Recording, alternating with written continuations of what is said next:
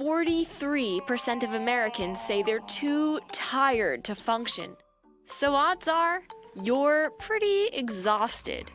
Some mornings, you might even fantasize about staying in bed forever. Hey, look, your wish came true. You got food, a bedpan, and an endless stream of podcasts to binge. Everything you need to never move again. But it won't be long until you realize that you've made a terrible mistake. People spend lazy Sundays or sick days in bed all the time and are no worse for wear.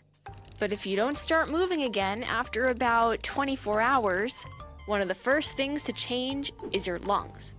Gravity isn't pulling them down into their normal position anymore, so the lower part of your lungs will crumple up.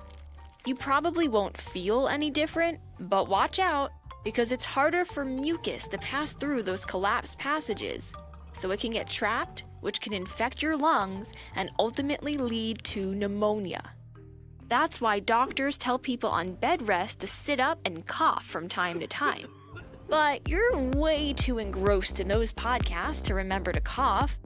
Within a week, your problems only get worse.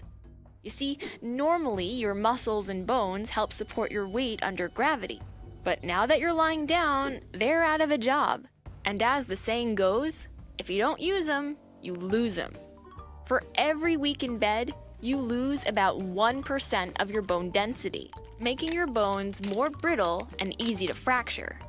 That's why astronauts, who often go for months without gravity, exercise for at least 2 hours a day and load up on calcium. In that same week, you also lose 1% of your muscle mass, particularly in your thighs, butt, and shoulders, which you're no longer using. Now, normally, those muscles would suck sugar from your blood for energy to function. But after just 10 days of bed rest, this process slows down. The result? All of that unused sugar can build up in your bloodstream and lead to type 2 diabetes. By week 2, you can start developing nasty ulcers called bed sores. These form when the bony parts of your body, like your hips, tailbone, and ankles, press against the same spot for too long. The constant pressure blocks blood flow, killing your skin cells.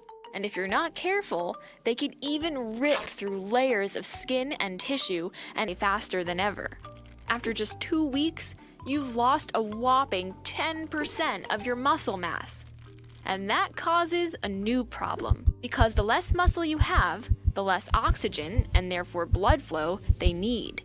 So after a month in bed, your heart pumps 30% less blood per beat. And with less oxygen circulating through your body, you feel more tired, even though you've been resting for a solid month. And if you don't get up soon, well, you're going to have a hard time ever getting up again. Because 6 months, maybe a year in, most of your muscles have wasted away. Your bones are too weak and fragile to bear your weight, and your heart isn't strong enough to do much work anytime soon.